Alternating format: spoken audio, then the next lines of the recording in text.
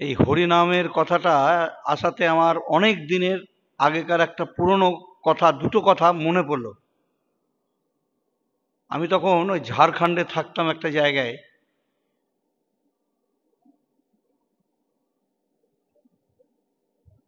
তো ওখানে জমিদারদের কাছারি বাড়ি ছিল। তো ওই কাছারি বাড়িতে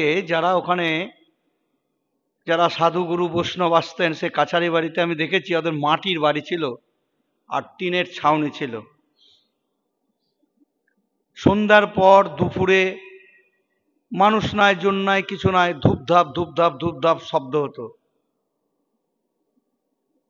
শোনা যায় সেখানে অনেক ভিক্ষুক এসে হয়তো মারা গেছে বা গেছে। জমিদারি বাড়ি তো, আর আমি অতটা ভেঙে বলছি না, কাছারি বাড়ি। যাই হোক, অনেক প্রেতাত্মা ছিল। এটা দীর্ঘদিন ধরে সেই জমিদার আমল থেকে হয়ে আসছে, কেউ কিছু করছে না। ওখানে আমাদের এক দাদা, উনি নিজেই উদ্যোগ নিলেন যে এটা হরিনাম সংকীর্তন করব, তাইলে হয়তো এটা চলে যেতে পারে। আর সত্যি তাই।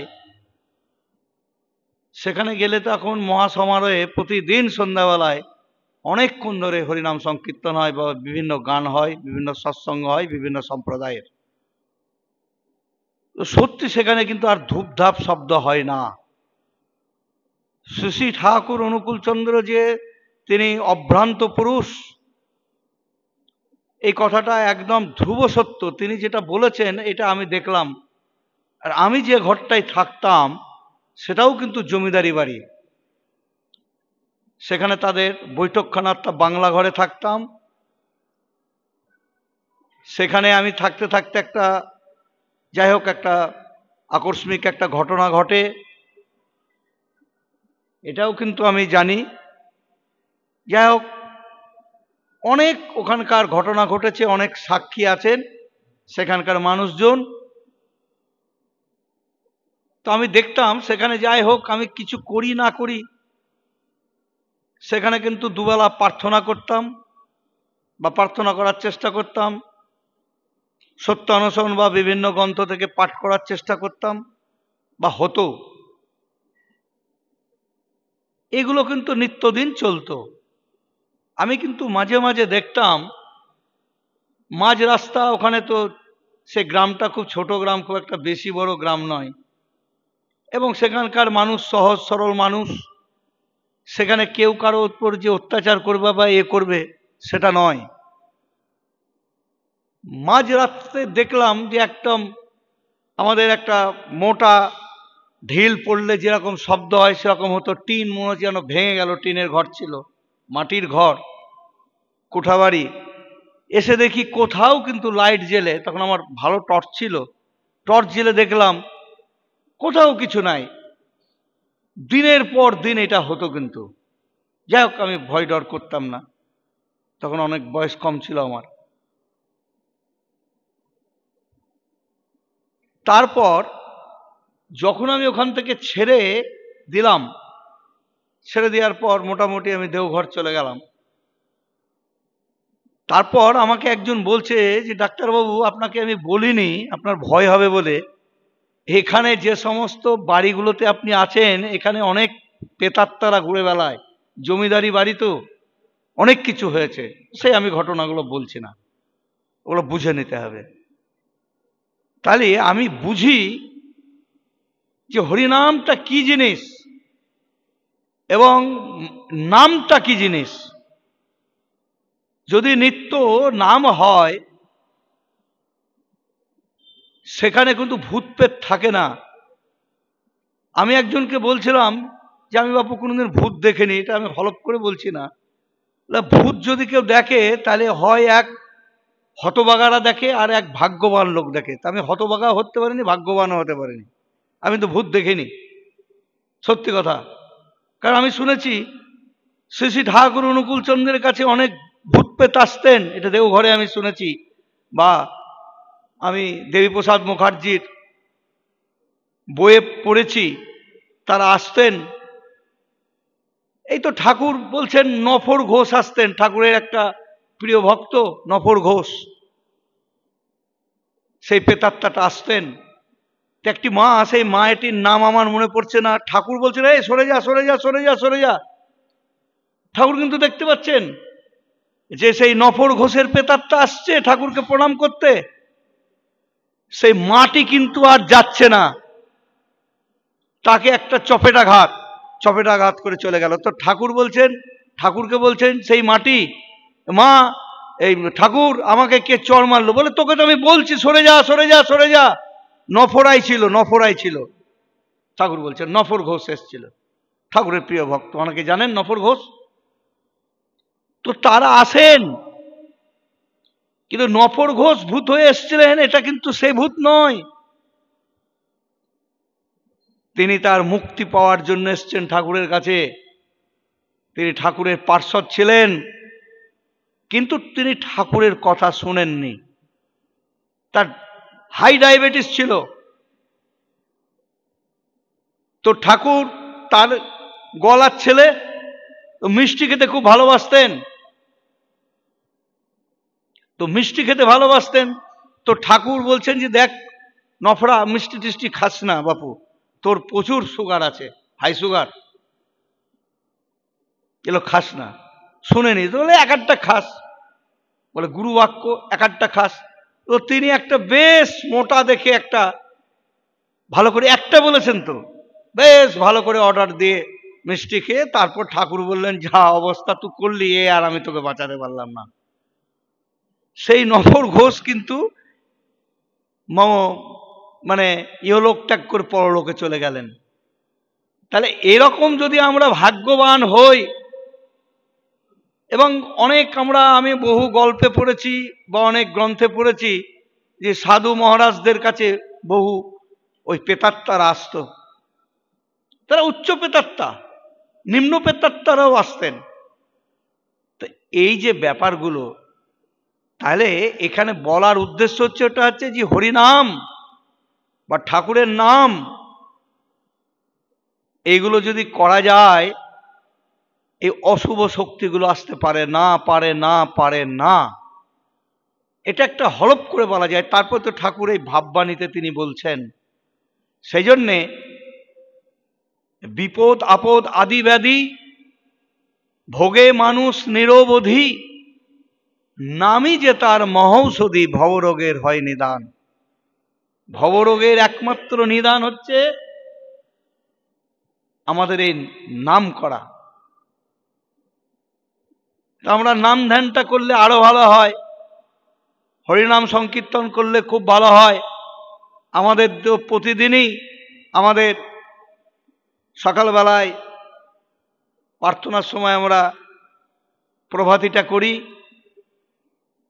সেই প্রভাতির মাধ্যম দিয়ে যতদূর পর্যন্ত শব্দধ্বনি যায় ততদূর পর্যন্ত মঙ্গল। শুধু আমার এই মন্দিরের মঙ্গল নয়, এই কৃষ্ণপুর গ্রাম, এই আশপাশ যত গ্রাম আছে, শীতলগ্রাম, হামিদপুর, কুন্দপাড়া, বেড়াসমোল, ছেদনকাঁধি, যেগুলো আমি কাছের গ্রামগুলো বললাম, ঠাকুরপুর, যতদূর পর্যন্ত আমাদের মাইকের শব্দ শোনা যায় ততদূর পর্যন্ত কিন্তু মঙ্গল, অমঙ্গল নয়। এই শব্দধ্বনির মাধ্যম দিয়ে এগুলো হয়। সেই জন্যে আমাদের ঠাকুর সেই জন্যে উষায় নিশায় মন্ত্র সাধনের কথাটা বলেছেন। এই মন্ত্র সাধনের মাধ্যম দিয়ে আমরা শুধু নিজের মঙ্গলটা আমরা পাবো না, পারিপার্শ্বিকেরও মঙ্গল কামনা করতে পারবো। এখানে যদি একটা সুগন্ধি ধূপকাঠি জ্বালানো হয় বা ধূপদীপ জ্বালানো হয়, তার সুবাস কিন্তু এই চারিদিকে মোহমোহ করে। তা আমরা আমাদের সেই নামের সুবাস চারিদিকে মোহমোহ করে, কারণ এই ধূপকাঠি সেন্ট এগুলো আমাদের কিন্তু তার একটা সীমারেখা আছে, সেইটুকু জায়গায় যেতে পারবো না। আমরা তো মাইক লাগিয়ে দিতে পারবো না, যে মাইক লাগিয়ে যে সেন্টটা আমরা ছড়িয়ে দিতে পারবো, সেটা পারবো না। কিন্তু নামের সেন্টটা আমরা দিতে পারবো। এই মাইকের মাধ্যমে, শব্দ তরঙ্গের মাধ্যম দিয়ে। সেটা কিন্তু শব্দের তরঙ্গের মাধ্যম দিয়ে আমরা পাঠাতে পারি না। তো যাই হোক, আমাদের এই নাম ধ্যানটা খুবই দরকার। তাতে কি হয়, এটা উদাহরণটা কেন দিলাম না, এইখানে যেমন আমার সেন্টটা হলে চারিদিক যেমন আমাদের একটা চারিদিককে মোহমোহ করে, সে খারাপ যদি থাকে সেটাতেও আমরা গন্ধ অনুভব করতে পারবো, সেটাও আমাদেরকে পরিবেশ দূষণ করবে। আবার যদি ভালোটা করি তাহলে পরিবেশকে সুস্থ রাখবে। তাহলে আমাদের এই যে নামের যে প্রবাহ, শুধু আমি একাই ভোগ করলাম না, দীক্ষিত অদীক্ষিত সবাই কিন্তু একটা ভোগ করলো। এই যে বৃষ্টিটা হচ্ছে, এই বৃষ্টিটা যে হচ্ছে, এখানে দীক্ষিত অদীক্ষিত, ধনী দরিদ্র, হিন্দু মুসলমান জৈন খ্রিস্টান প্রত্যেকের জায়গায় হচ্ছে। এখানে যারা বাস করছে তারাই কিন্তু এটা দেখতে পাচ্ছে বা অনুভব করতে পারছে বা শব্দ শুনতে পাচ্ছে যে এখানে বৃষ্টি হচ্ছে। এটা যেমন জানিয়ে দেওয়া যায় না, জানানো যায় না, জানাতে হয়, জেনে যায়। সেরকম আমাদের এই নাম ধ্যানটা বা এই নামের যে প্রভাব পরিবেশকে মুখরিত করে তোলে। কারণ ঠাকুর একটা জায়গায় আমরা পরিবেশ সম্বন্ধে জানি, মানুষ যে পারিপার্শ্বিক অবস্থার মধ্যে তাহার জীবনযাত্রা নির্বাহ করিয়া থাকে তাহাকে পরিবেশ বলে। তাহলে এই পরিবেশের মধ্যে যদি আমার এই জীবনযাত্রা নির্বাহ আমরা করে থাকি, তাহলে এই পরিবেশকে আমি বিশৃঙ্খল করতে পারবো না, এই পরিবেশকে আমি দূষিত করে তুলতে পারবো না। কারণ আমি পরিবেশকে যদি দূষণ করে তুলি, তার এই দায় ভাগ কিন্তু আমাকেও নিতে হবে এবং পরিবেশের মানুষকে নিতে হবে। তাই খুব সাবধান, আমরা এই পরিবেশকে বা পারিপার্শ্বিক মানুষকে যেন আমি অসুস্থ করে তুলতে না পারি।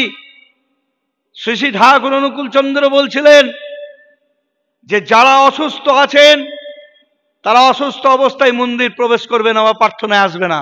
তার কারণ, নিজে আমি অসুস্থ থেকে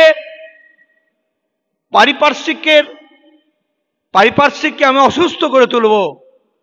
আমার প্রার্থনা করার দরকার হলে আমি বাইরে শুনবো প্রার্থনা, কারণ আমার এখান থেকে মাইকের শব্দ ধ্বনি যায়, সেখানে আমি প্রার্থনা করব, তাহলে আমার মঙ্গল হবে। কিন্তু আমি পরিবেশকে দূষণ করতে পারার আমার অধিকার নেই। তাই আমরা যখন নাম ধ্যানটা করব, এই নাম ধ্যানটার মাধ্যম দিয়ে আমরা পরিবেশকে সুস্থ স্বাস্থ্য করে তুলব, তা নাহলে কিন্তু আমাদের পরিবেশ বাঁচবে না।